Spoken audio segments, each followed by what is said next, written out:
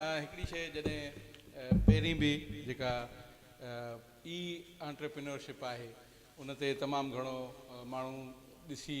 जॾहिं ॿुधंदा आहिनि या तव्हांखे ॿुधंदा आहिनि त ख़ुशी थींदी आहे यार हा जेकॾहिं को माण्हू 20 लख कमाए सघे थो 3 लख कमाए सघे थो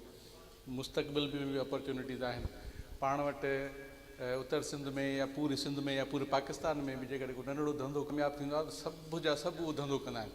फ़र्ज़ु कयो हिते जेकॾहिं लॻी वियो पंहिंजे व्यंजन जा जेके स्विमिंग पूल ठहिया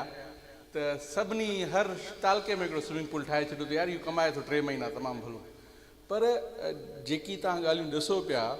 पर इहो जेको असां अमली तरह नंढी नंढी कोशिशि कंदा आहियूं ऐं कुझु अरसो साल 6 महीना को नतीजो न निकिरंदो आहे मूं पाण अकाउंट ठाहियो उन ते मुख़्तलिफ़ शयूं रखण जी कोशिशि कयूं पर उन ते कुल 15 माण्हुनि बि मस ॾिठो 20 माण्हुनि बि मस ॾिठो त जेसीं ताईं असांखे सक्सेस ऐं थोरो बि जेकर 5000 महीने में कमायोसि न त मां अॻे महीने या उन महीने हिकिड़ी कोशिशि कंदुसि असां सक्सेसफुल नथा वञूं पिया हिते जेके दोस्त वेठा आहिनि हर माण्हू चाहे थो केरु चाहींदो त मां वञी करे 30 35 40 हज़ार वारी नौकिरी कयां पर सक्सेसफुल या रोल मॉडल तव्हांखे नॉर्थ सिंध में जा दोस्त ॿुधायो जेके उहो सक्सेसफुल विया हुजनि केस स्टडी ॿुधायो अहिड़ी जंहिं मां हा यार ही फलाणो माण्हू आहे हिन इहा शइ कई आहे हा तव्हां पाण आहियो पर उहो लाभ जेसिताईं असांखे नथो मिले त उन में असांखे थोरी डिफिकल्ट इहा थोरी गाइड उन जो बसि हिकिड़ो मुख़्तसर ॿुधायां पाण सिंधी माण्हू जे रत में हिकिड़ो पोड़ो शामिलु आहे 80 साल जो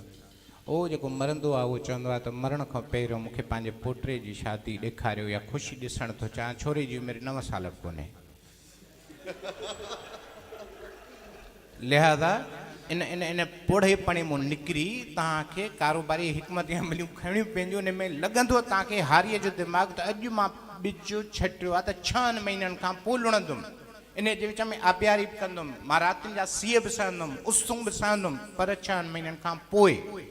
जेतिरो तव्हांखे वॾो वणु खपे ओतिरी तव्हांखे महिनत ऐं सबुर बि त खपेव न पेशन खपे न पर उहो सिंधी माण्हुनि वटि तबियत अॼु ई थी वञनि मां हींअर 6 सालनि जी ॿारड़ी बि कुंवार कयूं वेठा आहे त थोरो इन तरजीहुनि खां जॾहिं निकिरबो पंजाबी निकिरी आया हाणे पंहिंजो वारो ऐं ज़ाहिर आहे थोरो टाइम लॻंदो पर मूंखे ख़बर आहे त सांदे ज़लालतूं जेको नौजवान असां ॾिसे थो इन मां ई निकिरी अॻिते अची वेंदो हले बिल्कुलु कमाईंदा मूंखे पका आहे ओके नेक्स्ट